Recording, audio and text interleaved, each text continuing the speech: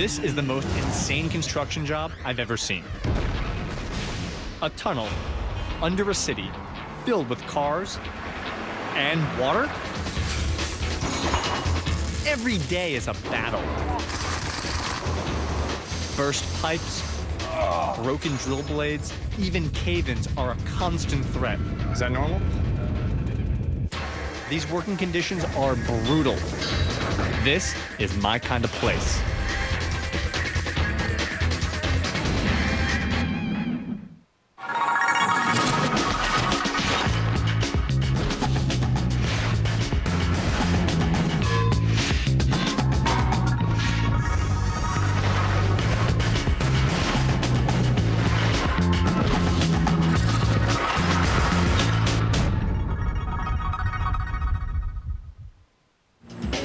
I'm here in Kuala Lumpur, the capital of Malaysia, home to the Petronas Towers, Asia's first mega skyscrapers. These two towers put KL on the map, and now the city's about to make construction history again. But this time, instead of going tall, they're going deep. This is the craziest construction site I've ever seen. Until you got here. Yes. Yes. Meet Gus Claros, one of the world's top tunnel builders. And I'm walking over a massive, massive hole in the ground. What is this? We are at the north ventilation shaft. It's about 160 meter long, 25 meter wide, and 28 meter deep. This looks like a set from like an Indiana Jones movie. The project is called the SMART Tunnel, which stands for Storm Management and Road Tunnel. Here's the deal. KL is a city in crisis. Once or twice a year, two rivers to the north overflow and inundate the downtown, creating devastating floods. When the SMART Tunnel is complete, floodwaters will flow under the city instead of through it, and drain safely into a holding pond far to the south. The price tag? $250 million. And who's gonna pay for this? Commuters. In the middle of the tunnel, a 2-mile-long double-decker toll road. Now, most of the time, water will flow under the road. But if a really massive flood slams KL, then both road decks will be evacuated, and stormwater will surge through the entire structure.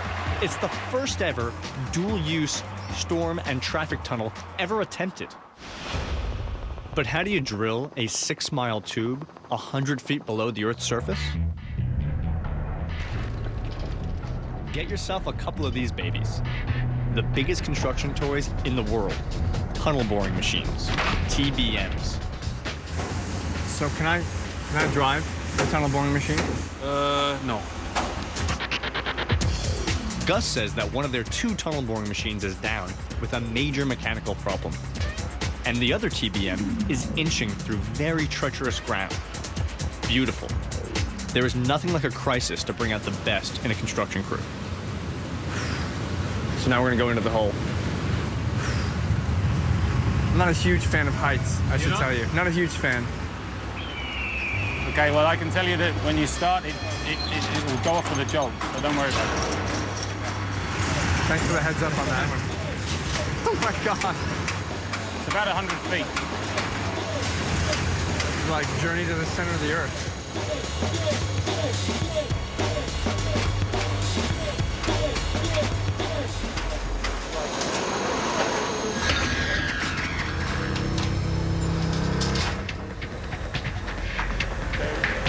The ground above is dangerously unstable. We're on the red train. One mistake, or even just a little bad luck, and they could open a huge sinkhole right in the middle of the city. It is so much more intense being down here than it is being up here. This is it? This is the... This is where the controls is. So this is the logo operator. How you doing? I'm Danny. The tunnel boring machine is about 1.5 miles ahead. Do you speak English? Yeah? No? All right. The only way for me to reach it is to jump on board this underground train, used to carry workers and raw materials. So this is where the water is going to be. The cars are above us, and this is the bottom of the circle. 1/2 mile in, I'm past the road building crews. And for the first time, I get the enormity of this project. Wow, look at that. This is it. This is the whole tunnel now. You can see the whole thing exposed. The full cylinder. Then, just ahead, the tunnel boring machine. This thing is an insane piece of engineering. Picture this, a 230-foot-long, 4-story, rock-eating submarine, as big as a 20-story building lying on its side, and heavier than a dozen 747s. The whole thing creeps forward through the earth behind a 40-foot-tall, rotating cutting face. And the kicker is, it also throws up row after row of waterproof concrete rings that line the tunnel. It drills and it builds. So this is it. This is the TBM. This is the tunnel boring machine. And it looks like a building, a long building, but this is it. I'm physically on the machine right now. So up here is where they drive. This is the control room where they actually steer and control the pressure. Up here is an amazing piece of engineering. This is where they actually build the ring segments as they go. So right behind the cutting head, they're building the tunnel. And right there, that is the cutting head. On the front of the cutting head, 72 steel cutting wheels. What's so amazing about these cutters is, look at this, it's not sharp. This doesn't need to be sharp. It actually works on pressure from the TBM behind it, and it just rolls on the rock face and crushes it as it goes. Now, the cutting face is located just beyond this wall right here, and it's a little bit deceptive because it's much bigger than that circle. It's not. It's actually 36 feet tall in diameter. So picture like 2 stories above me and 2 more stories below me. It's like the world's biggest drill bit ever.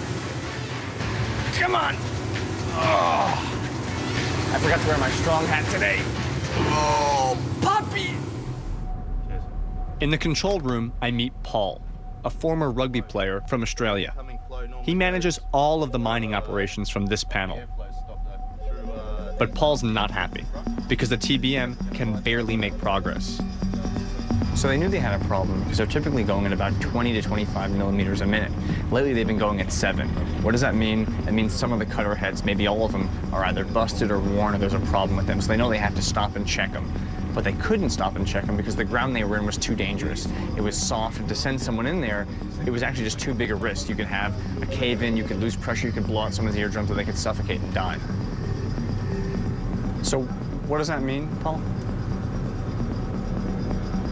We've just had a pretty big increase in the level. I mean, some material is coming in from the front. So some soil, something from the earth. Yeah.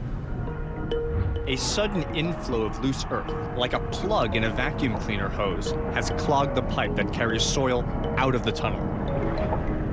Paul wants to reverse the pressure to blow the plug out. The pump's up. But as he does so, a leak develops. We're losing air. Air must be leaking to the surface. A warning sign that the ground overhead might be giving way. What's worse is that the tunnel runs directly below a major highway. So a cave-in would be a double disaster for the tunneling crew and for the drivers overhead. Pull up because we've got a lot of airflow. The team struggles to push the TBM into firmer soil, but the problem grows steadily worse. 2.14. Yeah, 2.2 now. 2.5. She's dancing up and down, Dave.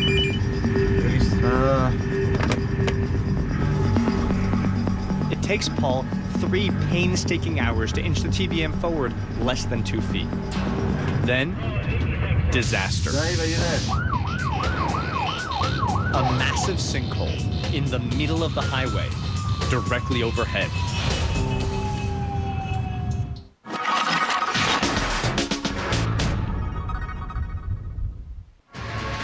We were 100 feet underground digging Malaysia's biggest tunnel when the ground gave way overhead. This is a major crisis. All right, there's a big problem right now. The worst thing that could happen, a sinkhole. The TBM machine, when it was drilling, it got into some soft ground and created a cave-in. The traffic is stopped on the highway and there is a hole in the ground.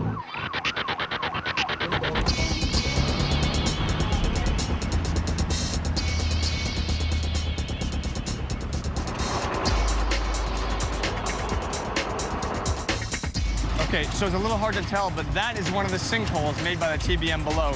They're filling it right now with grout, trying to strengthen the surface. One of the biggest holes, come here, follow me, I'll show you, is on this side of the highway.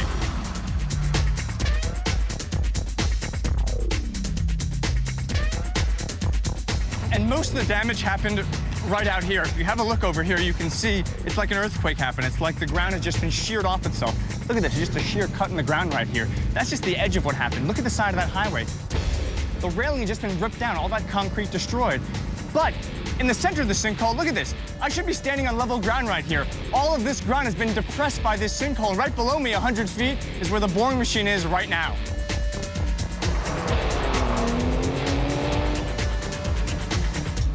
Nothing to see here. There's no sinkhole. There's no man-made small earthquake by a tunneling machine. Just a pothole, just routine lake. Come on now, keep it moving. Thanks, guys. The sinkhole opened up when the TBM pushed forward into loose soil. As the earth gave way in front of the machine, the ground above just caved in. Now they're pumping grout, 100 cubic meters of liquid cement, into the soil in front of the TBM. The hope is that it will create a solid plug of artificial rock so they can get back to work. A stuck TBM is always trouble, but never more so than here in Malaysia. When you're boring a tunnel, you actually use 2 tunnel boring machines. Why? Backup. Check it out. Typically, you cut 2 holes in the ground. One on one side, you span the distance of your tunnel, and you put your other hole here. One TBM goes in there, the other goes in there, and they come at each other. Now, why do this? If this guy gets stuck, this guy can finish the job and bail him out. Backup. In Malaysia, however, because Kuala Lumpur is so dense and so tight, they didn't have room for 2 holes. So they'd put 1 hole in the center and set up both TBMs back to back and sent them off. The scary part is, if that guy gets stuck, there's no one to bail him out. Bad as the sinkhole is, the road can be repaired, and the South Tunnel machine should be back in action before too long. But things are much worse in the North Tunnel, where the other TBM hasn't made an inch of progress in over a week. Robert hails from Germany and runs the North Tunnel crew.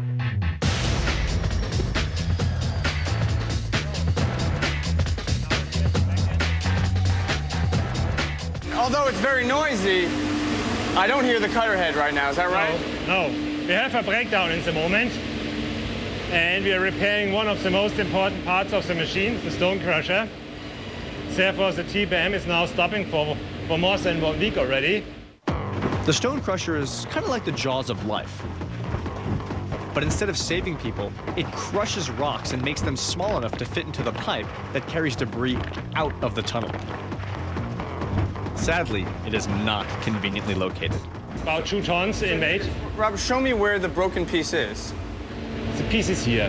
This is just behind the cutter head. So if that's the size of a person, Yeah. that is really tight in there. To reach the rock crusher, we have to climb to the top of the TBM. Oh, yeah, it's a little bit tight here. The front of the machine is usually under pressure. The only way in is through an airlock. So we're going into the airlock here. So this is the airlock? This is the airlock. It's a 2-chamber airlock. Where do I pull the thing down where I can look and see the people on the surface? No. The first chamber is just for safety. If someone collapses inside the airlock, that we can get him out. But after a while, the people get accustomed to this work. So you have to make some decompression. Same as diving. Do people ever just go crazy in here? Some people go crazy. Sitting in this tiny airlock with Robert is unsettling. But it's nothing compared to the filthy hot pit he takes me to next. So we are somewhere now it's the center, and we go down now to the bottom part. This is awful. So the cutter head is over there. Yeah, somewhere there. And why am I going down this hole? What's down there? Down here, yeah. Okay, I go first.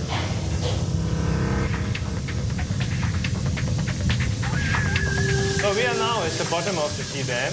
We are just beside the stone crusher. We're going one last step down to the stone crusher where we are doing our repair work. We have to crawl over these pipes here. Huh?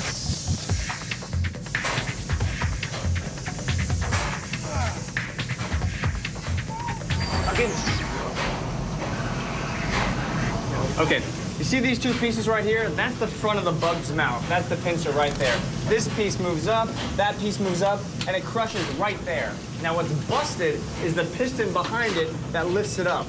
This is the piston right over there. These guys are attaching the connector pieces, the joints basically, that let the piston move up and down. So this thing will be, when repaired, clipped onto this thing, which pulls it up and lets it do the crushing. So right now it can't move. Did they draw straws for who had to go down there? No. Was he bad this week? No, they're our best guys. Without these work, we cannot get the machine working. It's the most difficult place, the most awful work. It's quite difficult also technical-wise to perform the work right. So we have to get our best guys down in these holes and do it, yeah. It'll be days before these guys get out of this nightmare. I would love to stick around and help, but there's just not enough room. This project just keeps getting more and more intense.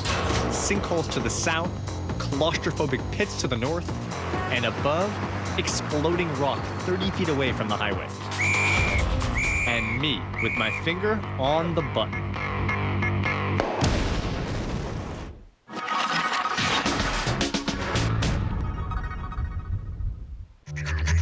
I'm in Malaysia, where they're building the first tunnel in the world that will carry both floodwaters and cars. And today, I get to blow stuff up. Road construction crews are already building the double-decker road inside the tunnel.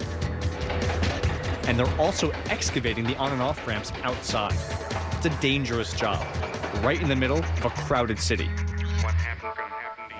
This is the South Junction box. Now what is that? The highway is there. The tunnel is 100 feet down there. So how do they get cars from the highway into the tunnel? With dynamite. Lots of it.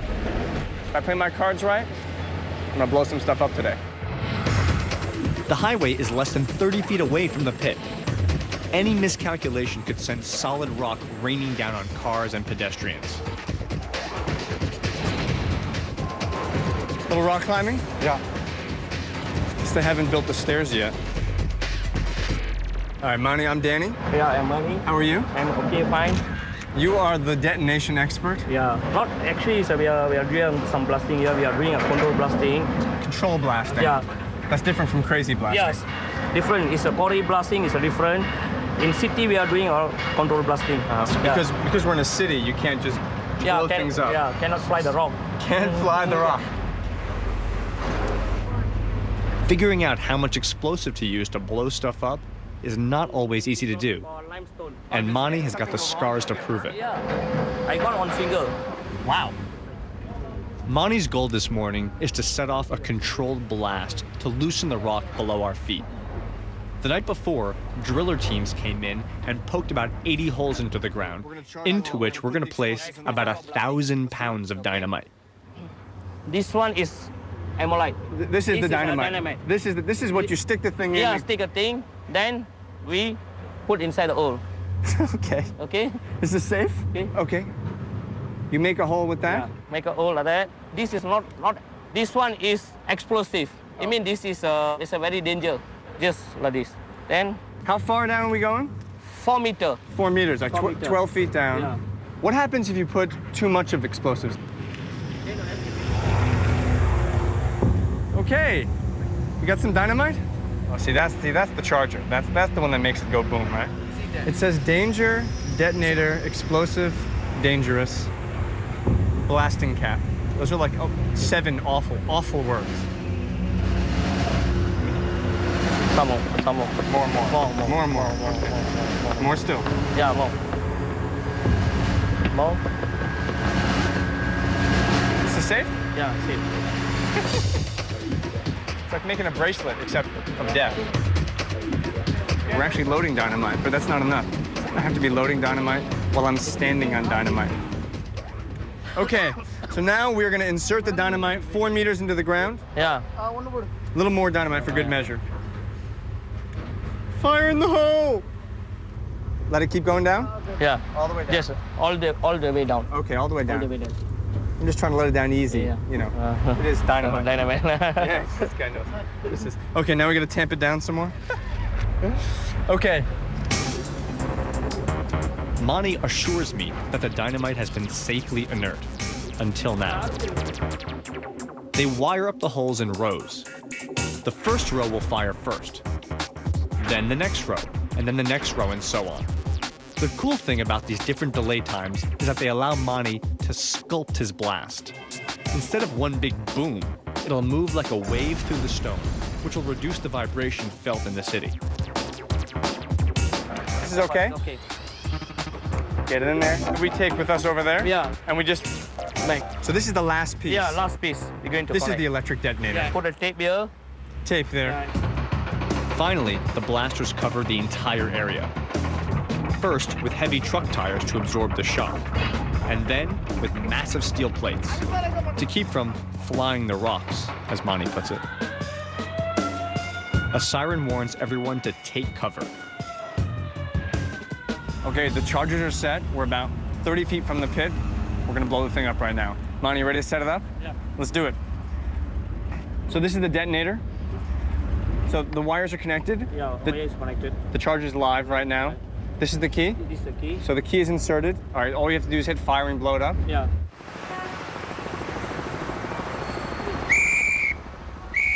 Okay, fire.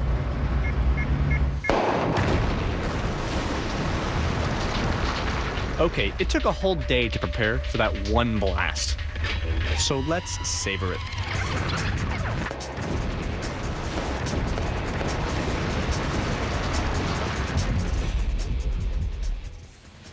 So when the blasting is all done, they're gonna have brought a ramp all the way from up at the highway down here. This is basically where the vehicular part of the tunnel begins. That's just for water. And at this point, the cars continue on into the tunnel, into one of those 2 decks of traffic.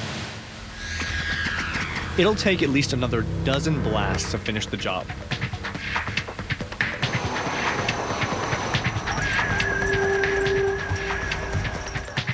The South Tunnel, though, is back in action. New cutting heads, firmer ground, their earlier problems are behind them. Now, Dick Potts and his crew are chubbing at the bit to make up for lost time. But as soon as they arrive, another setback. There's a slurry leak, and that is not good.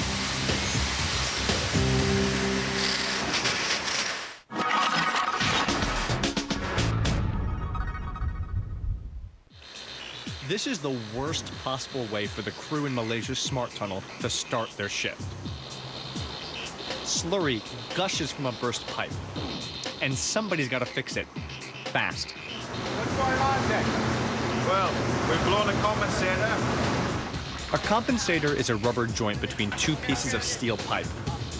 It may look like just one isolated part, but it is a crucial link. You see, these TBMs do not operate by themselves. They're actually connected to the world above by an elaborate supply chain that brings power, water, and other materials from the surface and pumps out all that tunneled rock. The fattest pipes on the machine are slurry pipes. Slurry is a mixture of water and bentonite, a mineral lubricant. So this kind of milky, sandy, slurry stuff, this is what's in that tube. This is the bentonite slurry. That's right now it's leaking all over the floor. I mean, it's a dirty place, but it shouldn't be this dirty. And this is what allows them to drill in soft soil conditions. They blow this stuff in front of the drill head, and it creates a pressure so they can actually push against it, regardless of how soft or how problematic the surface they're drilling against is. The geology under Kuala Lumpur is called karstic limestone. It's like Swiss cheese, a tunneler's worst nightmare. It's full of caves and loose soil. If the TBM pushes suddenly into an unstable area, the entire machine can be swamped by an underground landslide. Okay, fellas. Quick.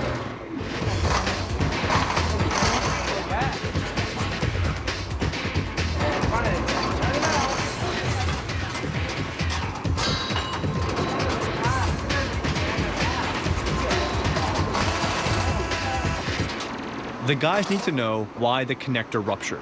They suspect it was because of a pressure buildup somewhere in the supply chain. So I'm headed to the slurry plant, where the crew is frantically checking for problems.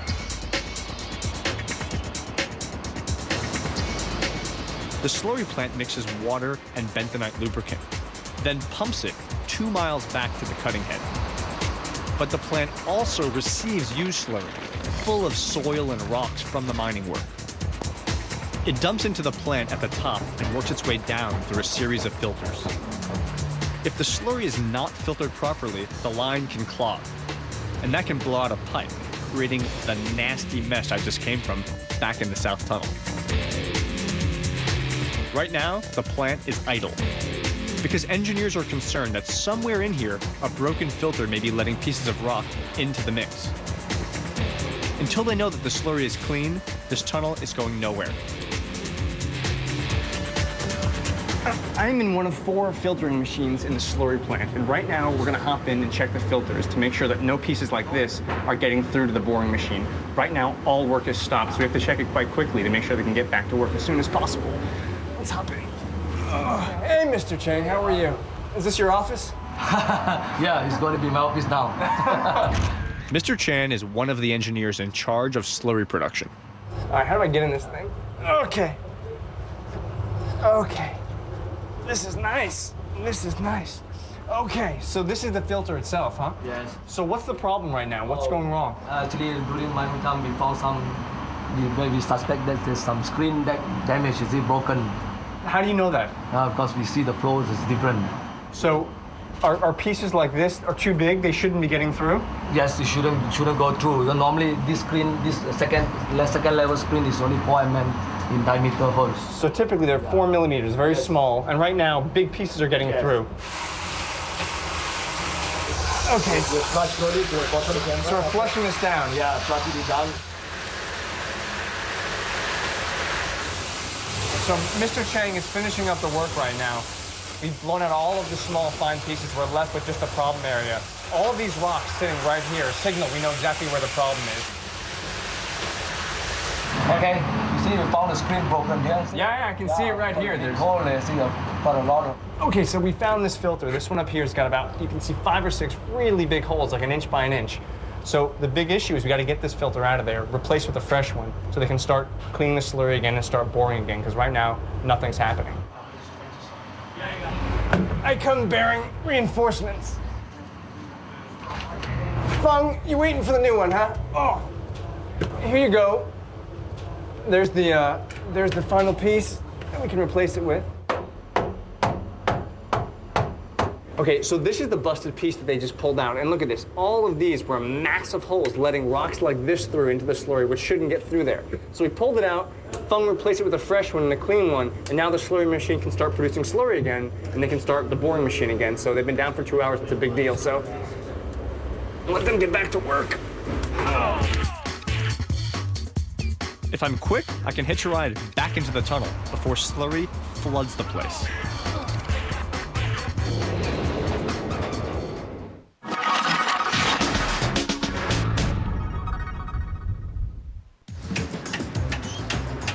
Back in Malaysia's Smart Tunnel, the day is half shot, and the guys in the TBM are still battling the slurry leak.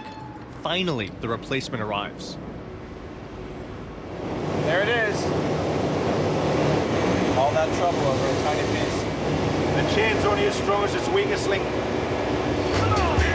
Okay, let's get this thing so you guys can get back to work.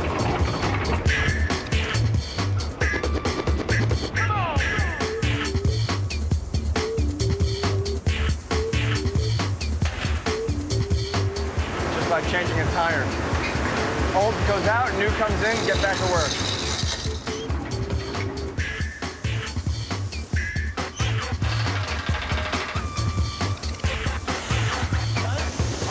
Finished? Nicely done. Good work. These pipes here, when you want to get back to work? Yeah.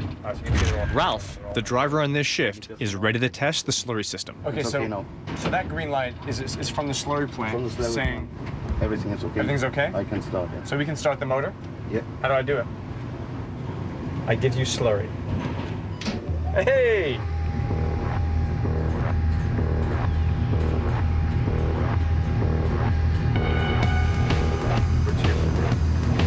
the shaking I'm feeling right now? Yeah.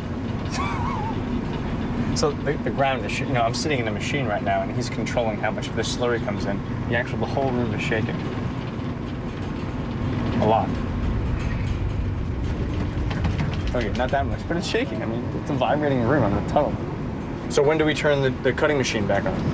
As soon as I get the circulation over the slowly circuit. And how long does that take? That takes me, well, 5 minutes. 5 minutes, and then you can get back to driving. Yeah. And smoking. Yeah. C'est dit, but I shouldn't say. The TBM is mining again, and that means that finally the guys can resume building the tunnel wall. Check it out. This place isn't some low-rent dirt hole.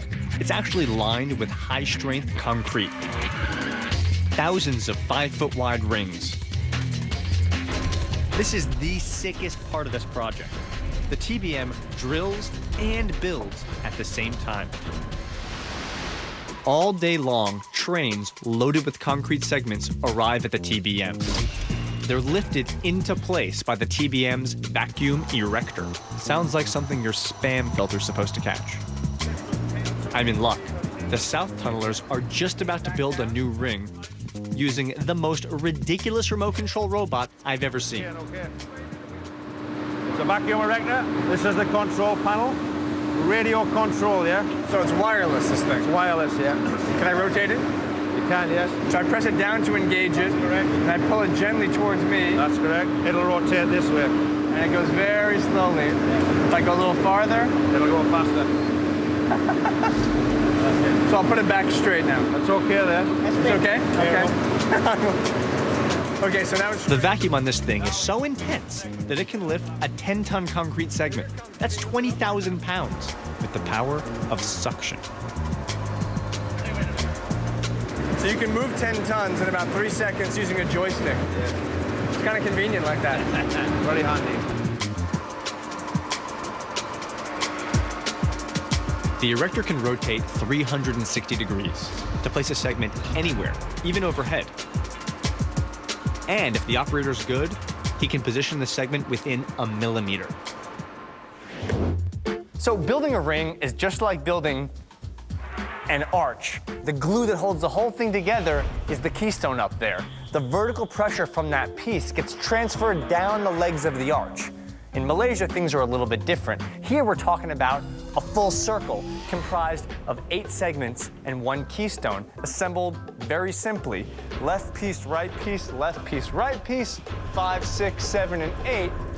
And once they get that keystone up there, the thing is ready and can take pressure.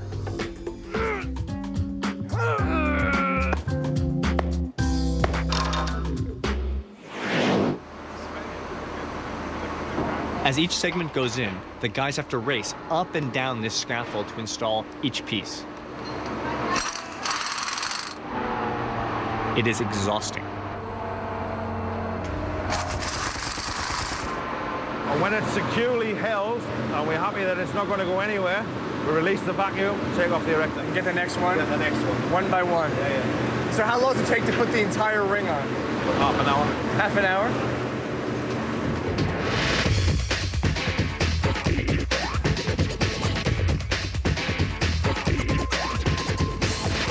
After 8 segments are in place, it's time for the final piece, the keystone. It fits perfectly, but the ring still isn't finished. For a final step, the team pumps grout into the gap behind the ring, cementing it forever to the rock wall. The guys just knocked off the 1,400th ring. Now there's only 980 to go. These guys call themselves the Lords of the Rings, and they have earned that title. Because the rings do more than merely line the tunnel. They also determine its direction. One of the more surprising things about this tunnel is its path. It follows a public highway. Why? Because in Malaysia, property rights extend to the center of the earth. You can't build a tunnel under someone's house. So how do you get a TBM to turn like a race car? Turns out, Gus has a trick up his sleeve.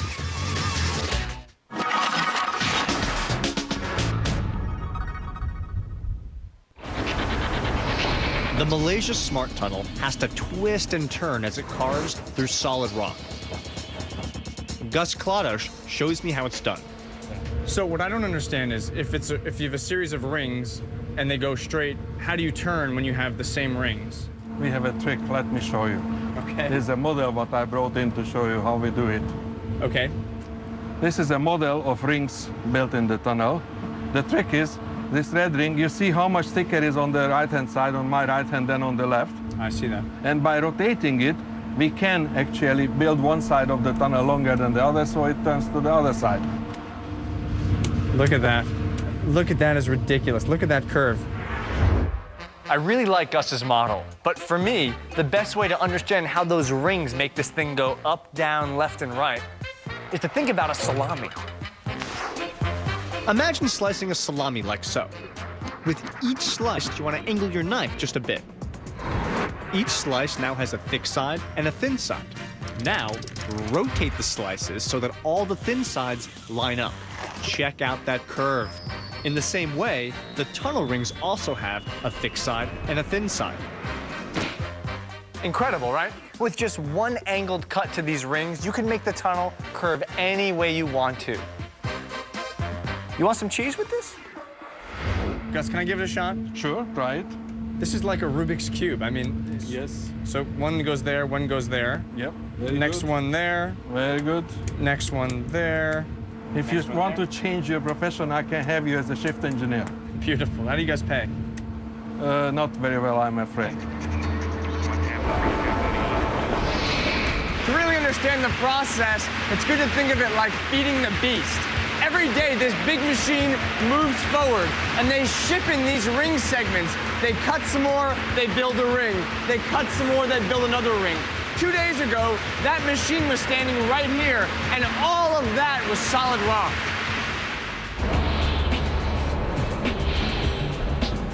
When it's all said and done, there'll be more than 5,000 rings.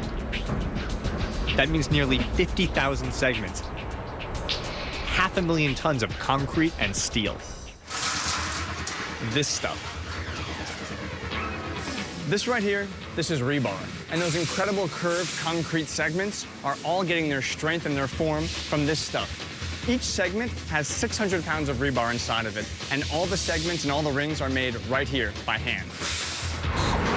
This is Eastern Pretech, one of 2 factories given the job to build thousands of ring segments. I'm up for a little bending and shaping. Somehow, we have to get from this to this. So this one we're doing 1 meter lengths. Yep. How do you cut rebar? This has been pulled through into the bar machine.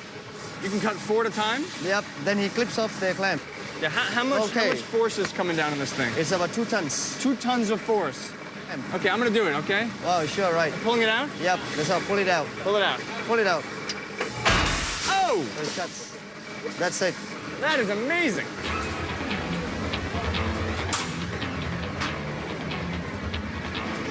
Okay. 4 pieces are in there. Oh.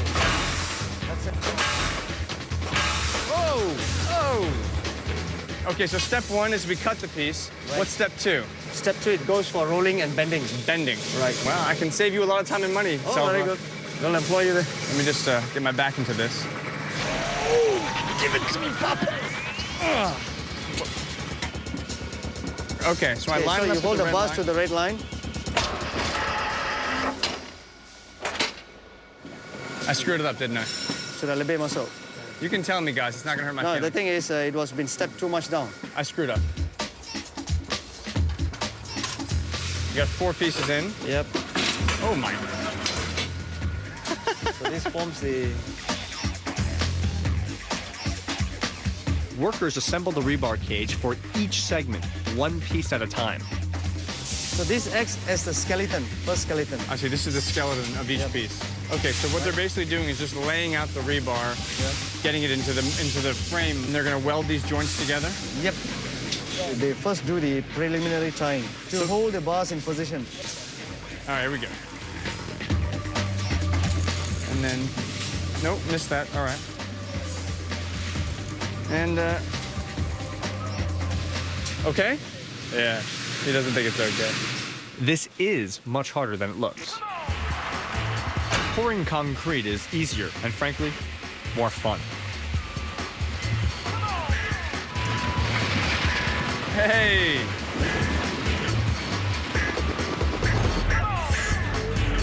Okay, I am just topping off the last bits of concrete, getting it outside the edges here.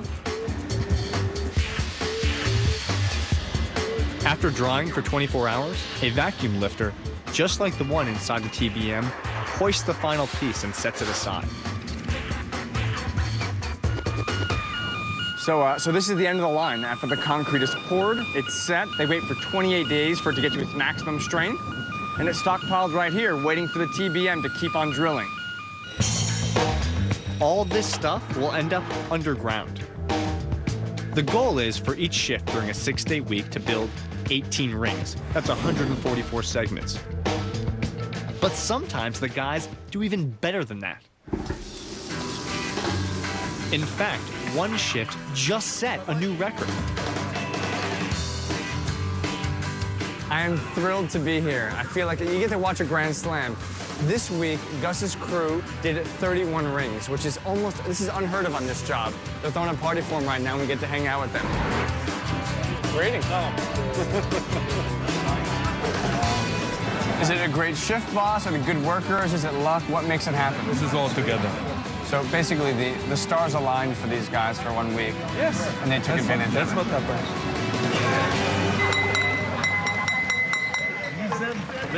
Listen, speech is coming. So, as we all know why we are here, in the last shift pattern you built 31 rings, and this is a record. And I congratulate you, and I would like to express the gratitude of the management. It's really an achievement, and I'm very proud of you. Thank you.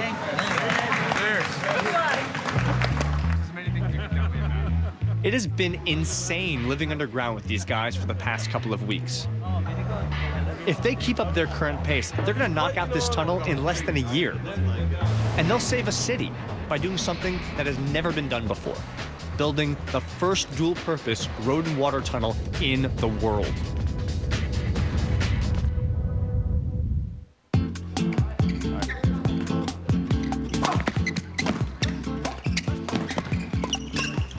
Cool, I'm Danny. Yeah. Good luck, man. Good luck. Be careful. What's there?